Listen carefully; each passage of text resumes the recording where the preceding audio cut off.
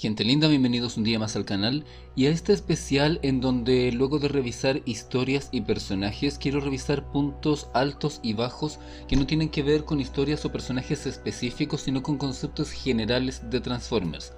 Es evidente que estoy llegando al final de este largo camino y me parece importante sacar todas estas conclusiones a la luz para poder comentarlas con ustedes y dejar el testamento al final de todo este gran camino que hubiésemos estado realizando hasta este momento. Para comenzar, quiero decir que Transformers en este universo de IDW tuvo un gran desafío porque todos sabemos que el plot básico de Transformers es una guerra civil. Dos bandos con parte de razón y parte de error se enfrentan por millones de años en una guerra sin cuartel, que eventualmente va a terminar llegando a la Tierra. Esto ha ocurrido en muchos otros universos, prácticamente en la mayoría, y con esta premisa en mente siempre es un desafío plantear una nueva historia, ya que hay que ser ingenioso y ser capaz de enfocar este tipo de historia a través de un lente diferente. En este momento, y como lo comenté en uno de los especiales de historias, puedo decir que plantear este universo desde cero y con total libertad en un principio fue un gran punto a favor de la libertad creativa, cosa que yo siempre apoyo, porque tanto como escritor como lector defiendo este concepto y me parece importante que una persona cuando está trabajando sobre una marca tenga un marco de trabajo, pero al mismo tiempo ese marco no sea restrictivo.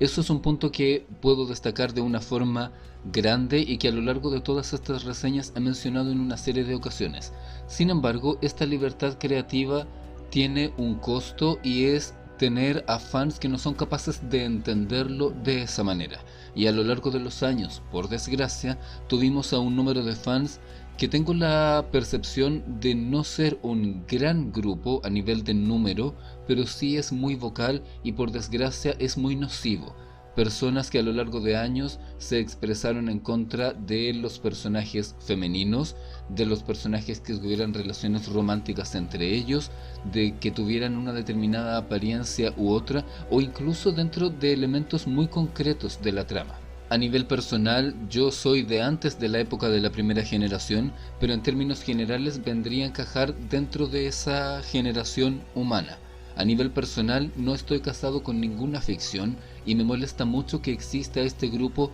que generalmente son fans de la primera generación que son incapaces de entender que el mundo avanza y que Transformers es un multiverso, no un universo, y que cada uno de ellos tiene la posibilidad de existir de una forma individual. Y este grupo de fans le han causado daño constantemente al fandom y a la marca a lo largo de años, incluyendo ahora con la aparición de las redes sociales, pero anteriormente en páginas, en foros, en blogs, expresándose en contra de algo que no va dirigido a ellos. Se entiende que no les guste, es válido que no les guste, pero lo que no es válido es que se entrometan y traten de obligar al resto del mundo a que funcione como ellos específicamente quieren para un solo producto dentro de un multiverso. A lo largo de los años, dentro del universo IDW vi a muchos entre comillas fans de la primera generación reclamando porque Optimus dejaba el liderazgo, porque Bumblebee tomaba el liderazgo, porque Megatron desaparecía de pantalla, porque Galvatron no era la forma modificada o evolucionada de Megatron, porque Unicron, ¿cómo era posible que fuera derrotado por Optimus dándole un abrazo a un ser que estaba dentro de él? Que por qué la historia no era tan buena y tan bien armada como la primera generación. Sobre lo que acabo de decir, en la primera generación Unicron no tiene literalmente ninguna motivación excepto destruir, por lo tanto, si lo tomamos desde un punto de vista plano, desde ahí cualquier cosa que se le sume es más. Sin embargo, este grupo muy nocivo y muy agresivo se ha dedicado durante años a criticar, y este universo en particular fue víctima de eso, y no solamente a través de eso, sino de algo que en inglés se define como body shaming, criticando las distintas formas físicas, tratando de atacar o atacando efectivamente a los dibujantes y a los artistas que están detrás de estos cómics por mostrar formas físicas distintas, porque ustedes saben que muchos de estos fans son incapaces de aceptar que un personaje femenino no tenga la forma estereotípica del cuerpo de una mujer modelo. Y también en lo que tiene que ver con las relaciones románticas como Rewind con Chrome Dome, como Lag con Anode y otros personajes. Por otra parte, la libertad creativa permite que los artistas puedan crear la historia más o menos en sus condiciones, pero también tengo que entrar en esta parte a hablar de los equipos artísticos que han estado detrás de estas historias, y sé que en este segmento voy a olvidar muchas cosas o tal vez no las voy a mencionar porque no he encontrado esa información. Y el tema con respecto a esto es que muchos artistas a lo largo de los años trabajaron en Transformers, y eso, a pesar de que debería significar un gran orgullo, les ha significado también una gran cantidad de tristezas o de malos ratos, y es triste que pase eso dentro del fandom. Me voy a explicar. Existe un artista que se llama Don Figueroa, que es el responsable de los artes de historias como Stormbringer o parte de Ongoing, y se trata de un artista que a nivel personal considero que es extremadamente talentoso. Es uno de los pocos dentro de Transformers que tiene un estilo mecha que se puede entender. Yo, como customizador de Transformers, puedo ver sus diseños y entender cómo se transforma una figura a pesar de que no está inspirada en un juguete preexistente. Si ustedes se fijan, esto se puede ver con claridad en sus diseños que están en su cuenta personal. El problema con lo que acabo de mencionar es que Don Figueroa fue muy maltratado por el fandom, y él contó en determinado momento que cuando estábamos en la etapa de los eventos de Ongoing, donde había un diseño muy detallado y muy mecha, hubo críticas por parte del fandom a que sus diseños no eran buenos o se veían feos. Él en determinado momento envió una serie de imágenes para el siguiente número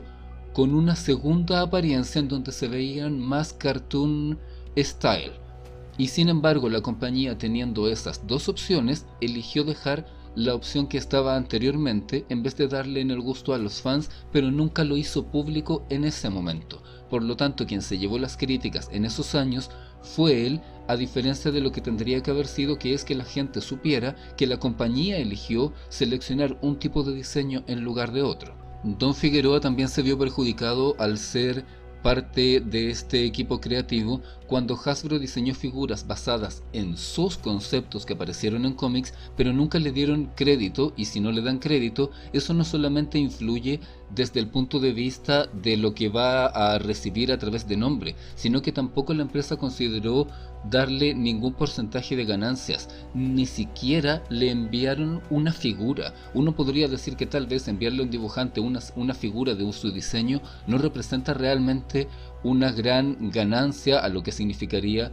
percibir parte del porcentaje de ventas, pero al menos sería un gesto, y Hasbro ni siquiera tuvo el gesto de enviarle un ejemplar del Megatron Steeljet, que es su diseño, y tampoco le dieron crédito. Y es triste que una compañía que está ganando dinero, que está vendiendo figuras, y que a través del diseño de un dibujante está avanzando muchísimos pasos para poder desarrollar un juguete, no se lo reconozca públicamente y ni siquiera tengan la mínima capacidad de dedicar el gesto al que hice referencia hace un momento. Y esto también influye no solamente a nivel de Hasbro, sino a nivel de las terceras compañías, porque las terceras compañías se han hecho millonarias sacando juguetes inspirados en cómics de IDW y no le han dado crédito a ninguno de los artistas que los han dibujado, ni a James Roberts, ni a Joana Lafuente, ni a Don Figueroa, ni a Marcelo Matere, ni a James Rice, ni a ninguno de todos los otros dibujantes que se me pueden estar pasando en este momento,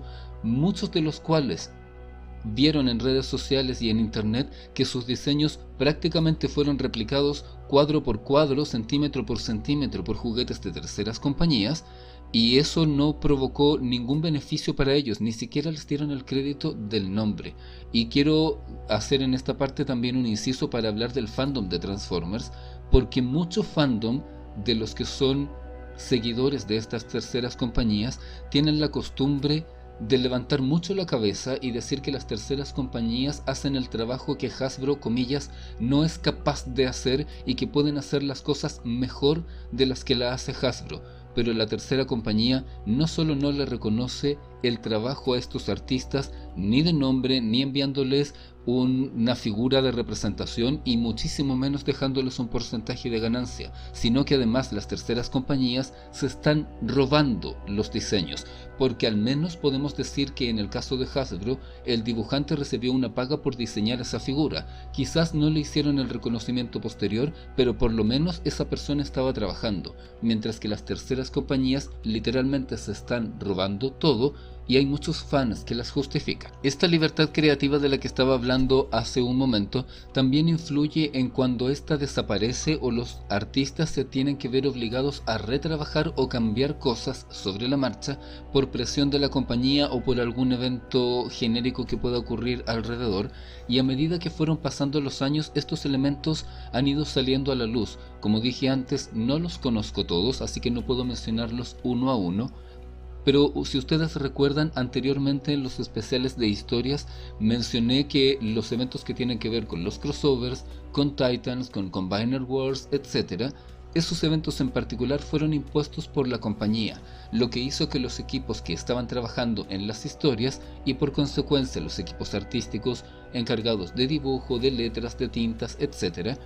tuvieron que retrabajar sobre la marcha y los plazos siempre son muy acotados. Los artistas no tienen la posibilidad de trabajar en esto con detalle y eso se notó a la larga en lo que tiene que ver con la forma en que las historias se desarrollaron.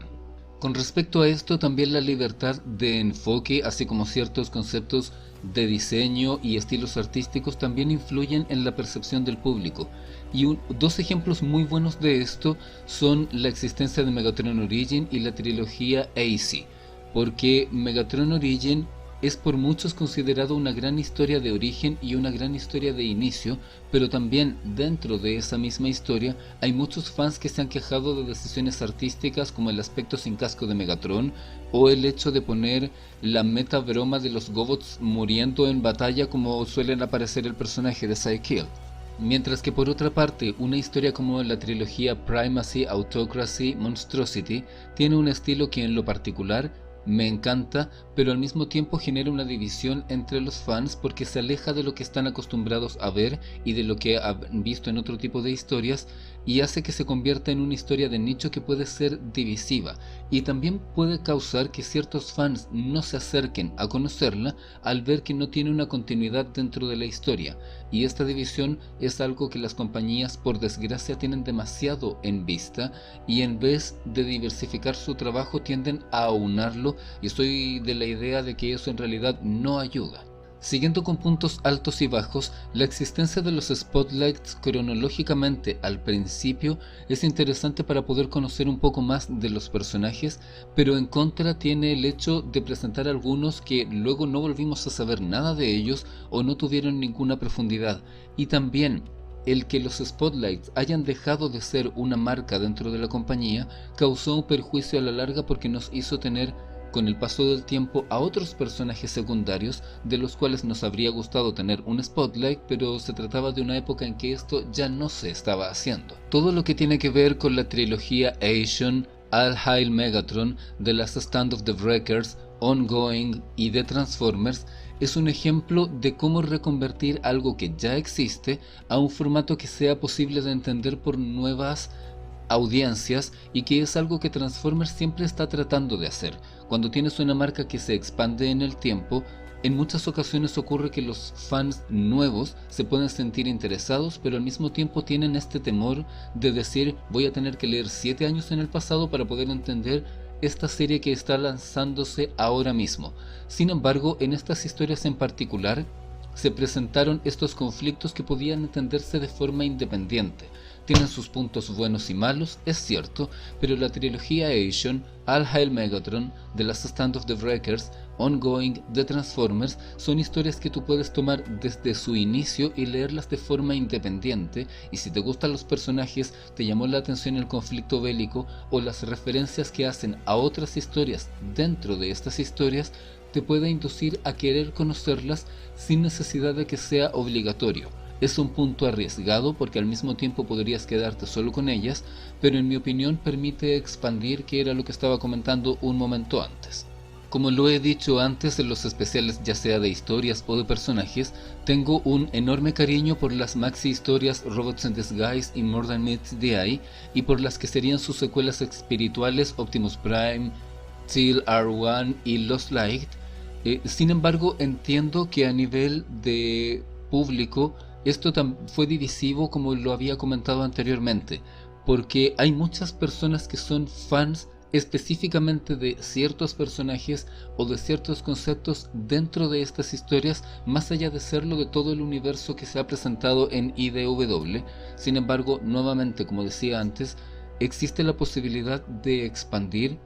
y a pesar de que fue un riesgo, me gustó que estas dos maxiseries, More Than Meets the Eye y Robots in Disguise, pudieran avanzar de forma independiente y tener la oportunidad de encontrarse en un crossover como Dark Cybertron. El punto bajo de esto que acabo de mencionar es que, por una parte, en la historia relacionada con Robots in Disguise siempre la sentí un poco a la sombra de More Than Meets the Eye por la mega popularidad de los otros personajes, mientras que por otra parte, un evento que estaba mencionando antes terminó por hacer mella en estas dos historias, que es la intervención de la compañía. Y a medida que las historias se fueron vendiendo mucho más y que Transformers recuperaba esta popularidad en los medios, la compañía necesitaba que las historias se presentaran de una cierta manera. Fueron incorporando los crossovers, que para los que están viendo este video al momento en que está saliendo al aire, hay más amenaza de crossovers en el tiempo. Y todo esto significó que los personajes y las historias terminaron viéndose perjudicadas, y es algo que no se puede evitar. A estas alturas es inútil cuestionarse sobre cómo habría sido todo esto de otro modo, o si el anuncio de los crossovers y el final de la licencia hubiera estado presente con más plazo para que los escritores pudieran trabajar. Lo que tenemos y lo que sucedió es la única realidad que existe. Pienso que el equipo hizo un trabajo gigante sacando adelante los crossovers con todas las otras marcas, los números finales de la Lost Light, de Optimus Prime, la miniserie de Unicron, y además tener la posibilidad de intercalar hechos entre unas historias y otras, porque todo estaba conectado. Existían ciertos elementos que podrían arruinar la lectura si se presentaban mal, y a pesar de que existieron errores, hicieron lo más posible dentro de las condiciones que mencioné. Sin embargo, no puedo dejar de decir que hay errores, porque los hay. En los últimos tiempos noté un cierto agotamiento en las historias, y si bien por una parte es comprensible después de tantos años, también es cierto que existía este sentimiento interno de tal vez comenzar con una nueva generación. A nivel personal, me habría gustado que lo que se vio en ese especial de Ironhide, que termina siendo una historia alterna, se hubiera convertido en una realidad, que hubiéramos terminado con esta derrota de Unicron en este universo, esta nueva realidad con distintas razas mezcladas, este nuevo Cybertron, la derrota del Primus en la otra historia, y que pudiéramos continuar con este universo teniendo a estos personajes que sobrevivieron como fondo, pero presentando a una segunda generación, haciendo que la segunda generación fuera real, en vez de simplemente aportar con ciertos personajes que están ahí en el fondo o como decorativos en otras historias. Habría sido muy interesante que todos los personajes originales de los juguetes de la segunda generación, tanto sean los que presentaron originalmente en figuras como los que fueron saliendo a lo largo de los años a través de ediciones exclusivas, se convirtieran en estos protagonistas.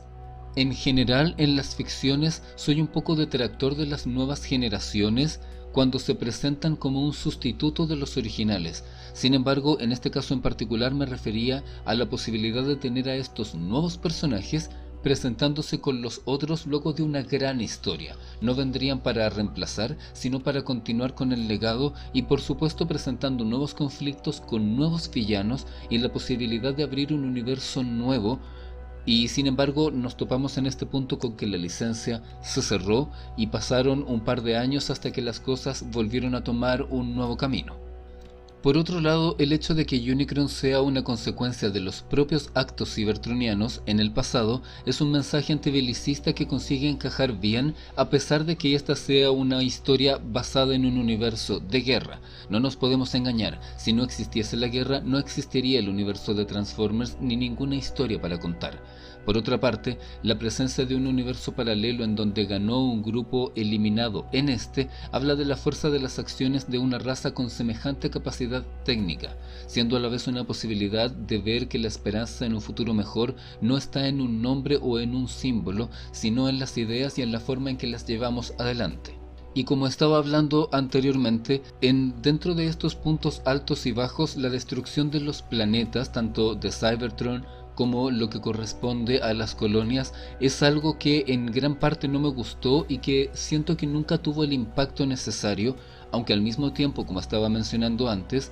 tengo la percepción de que todo esto no iba a ocurrir ahí y que se tuvo que apurar por la causa de los acontecimientos. Comprendo que como parte de la historia, era necesario demostrar que si haces daño, es posible que eso lo termines pagando en aquello que más te importa. Pero al mismo tiempo hay que recordar que Eucaris, Velocitron, Cybertron y las demás colonias son víctimas de la guerra y no los causantes. Por otra parte, la destrucción de las colonias prácticamente no se siente por lo que estaba mencionando antes, y al final la presencia de los Transformers en la Tierra no tiene la posibilidad de mostrarse en toda su esplendor como a mí me habría gustado. Para terminar este segmento de puntos altos y bajos, quería volver un poco a los artistas, pero no hablar específicamente de lo que mencioné antes con respecto al trabajo que inspiró figuras o el robo de derechos, etc., sino a un nivel más amplio. La industria del cómic siento que tiene el defecto de encapsular a ciertos artistas y dejar a otros fuera de vista. Esa es la razón por la que a nivel creativo dentro de este canal hice lo posible por mencionar la mayor cantidad de artistas que yo supiera que habían trabajado en este tipo de historias, incluyendo guionistas, entintadores, letristas, coloristas, porque todos son importantes para desarrollar este trabajo. Y es triste que las editoriales y las empresas detrás de este tipo de alianzas no le den a los artistas el trabajo y la importancia que realmente se merecen, porque sin ellos no habríamos tenido este universo. A lo que me refiero con esto es que los artistas son contratados, la mayoría de ellos son freelancers o trabajan por un periodo determinado o les envían cierto trabajo en determinados periodos. Y lo que lamento de eso es que a lo largo de los años empecé a seguir a diversos de estos artistas en redes sociales y muchos de ellos, a pesar de tener una trayectoria larguísima, de haber sido parte fundamental de este tipo de universos y que pudieron acercarnos a nosotros como fans a su trabajo, muchos de ellos tienen que estar luchando mes a mes para poder pagar las cuentas, o si van a presentarse a una convención en Canadá, en Estados Unidos, en Japón, en Europa, muchos de ellos tienen que postular y estar en riesgo de que no los acepten. Hace poco estaba viendo una publicación que hizo Marcelo Matere, en donde comentaba que para una gran convención, años antes cuando él vivía en Brasil, no lo consideraban porque decían que era muy costoso pagarle los pasajes. Ahora que está viviendo en Canadá, él contaba que en una determinada expo, él se comunicó con la producción diciendo que él podía pagar sus pasajes y aún así no lo llamaron.